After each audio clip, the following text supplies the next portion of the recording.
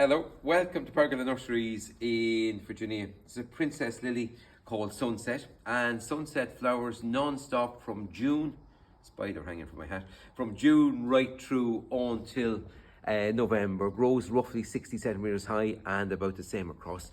Great out in beds and borders, but we're going to plant it in a pot today with two other plants to have continuous colour every year for many years to come in this container.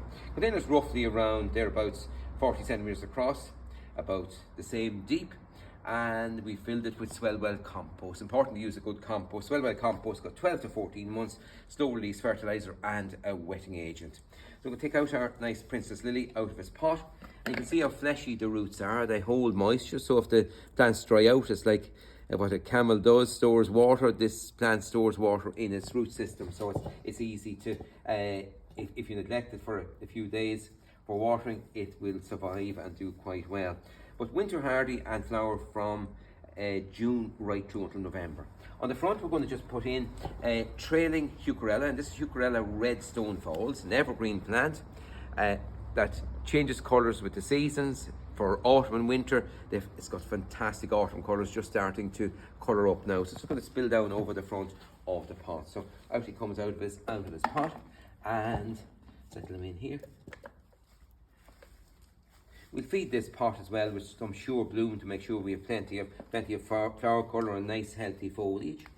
But the base compost of the SWELL WELL compost is fantastic. And then we'll put another trailer, change the foliage colours up.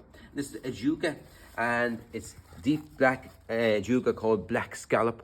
It's got dark foliage and purple flowers over the foliage and flowers for months. We'll just again spill out of the container, and will all look well with the lovely princess lily. Now there are a whole range of princess lilies in the web shop. Have a look from reds to nice purples and yellows and oranges. Have a look. So those three plants will very easily fill out that pot with colour for years and years to come.